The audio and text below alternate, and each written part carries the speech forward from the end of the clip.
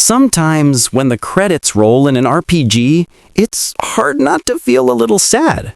Saying goodbye to the story and world can be tough, especially when there's still that urge to keep going or face even tougher challenges. While playing a new video game or starting over is always an option, many RPGs offer post-game content to keep players engaged long after the credits roll. Secret bosses, post-game dungeons, new classes, and even entirely new modes are all common in the RPG genre. Just because the main story ends doesn't mean the adventure is over. In some of the best RPGs, things can keep on going for as long as the player wants, and that makes these games even more fun. Fantasy Life I, The Girl Who Steals Time, is the perfect mix of cozy life sim and exhilarating battles, and that continues even after the game ends. Once players reach the credits, they can still work to reach Master Rank in all lives, explore new areas of the map, and take on harder bosses to get rare materials. The game has a very good gameplay loop, where players battle enemies, gather materials, and craft new weapons to then battle stronger enemies. Time flies with a solid rhythm, and with 14 lives to completely max out, there's plenty to do and see. There are also plenty of bosses to take on between the Treasure Grove Times dungeons and the open world Gnosia, so there's always something to do once players have the lay of the land.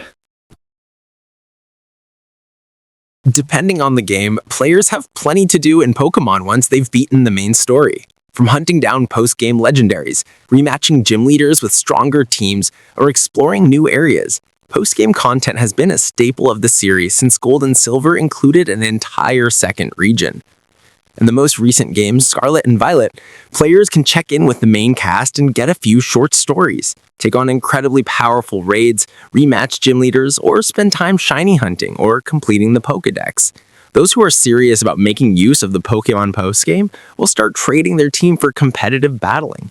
The postgame is where items like ability capsules and nature mids are most plentiful, meaning players can get their Pokémon battle ready in no time. The Kingdom Hearts games are usually filled to the brim with extra bosses that can be faced in the postgame.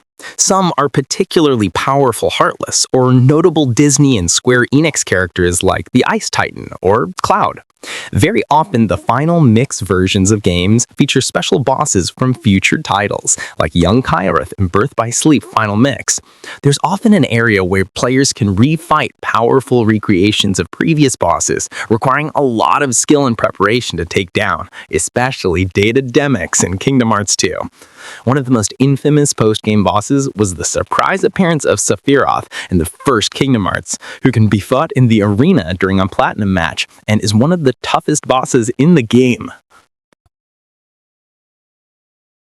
Even after beating the final boss of Marvel's Spider-Man, there's still plenty of web slinging to do. Players can continue to encounter and clear out strongholds in the post-game. There are also plenty of areas to visit for landmark tokens, along with optional challenges like the Taskmaster and Black Cat missions, the science mini-games, and collecting every backpack in the game. The game is jam-packed, and the post-game is the perfect time to swing around and finish up any task or side quests that slipped through the cracks the first time. Many fans rate Marvel Spider-Man as one of the best open-world RPGs ever, and its post-game content makes it even better. Most Fire Emblem games don't give players much to do in the post-game other than starting over, maxing out supports between everyone in the army, which can be very easy or very hard depending on the game. The Sacred Stones, however, has the Creature Campaign, a post-game mode where players can take on various monsters as well as play through the game's two dungeons, the Tower of Volney and the Lagdu Ruins. Doing so allows players to recruit otherwise unobtainable units from the main story, such as Selena, Ismare, or Fado. It can only be accessed on the save file that has reached the epilogue of the Sacred Stones, so the enemies are tougher than normal, and there's no story to it, just strategy. It's definitely one of the most ambitious Fire Emblem games ever made.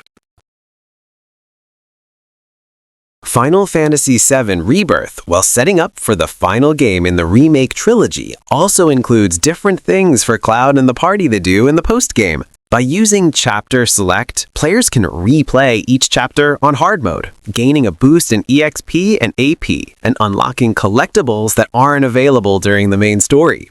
They can also access extra settings like skipping interludes or choosing who they'd like to get scenes with. Mini-games get upgrades for hard mode, giving players a fresh challenge to dig into. Finally, there's the secret boss, Gilgamesh, along with optional battles in the game's combat simulator. Xenoblade Chronicles has a massive post-game. There are plenty of high-level super bosses that players might have encountered on the way through the main story. Some great quest lines unlocked late in the game and might not be tackled until the post-game, along with new upgrades for the party. In the definitive edition for the Nintendo Switch, there are new time attack stages where players must defeat all enemies within a certain time limit, one of which isn't unlocked until the very end of the game, and several of which are best tackled in the post-game. Finally, there's a future-connected epilogue story that ties into the later games in the series. Gnosia is a social deduction game where the player must identify who among the crew is a Gnosia and who is human before the Gnosia outnumber the humans and take over.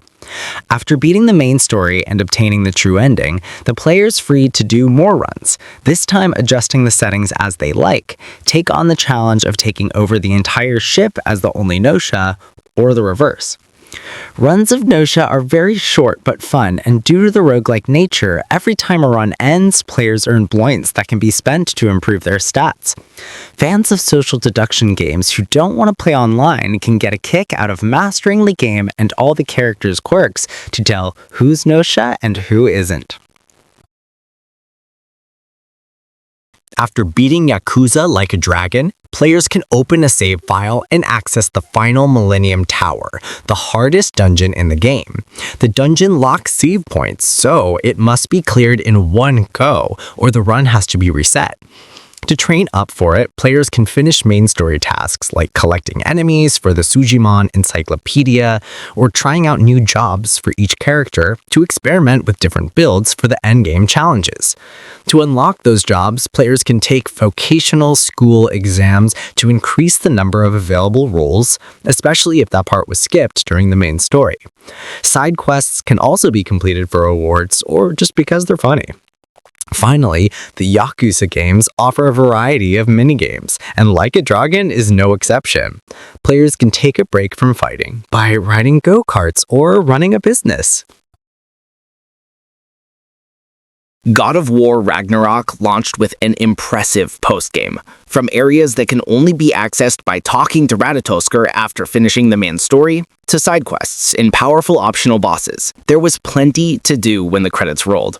However, the developers stepped it up with the free Valhalla DLC, which acts as an epilogue to the game.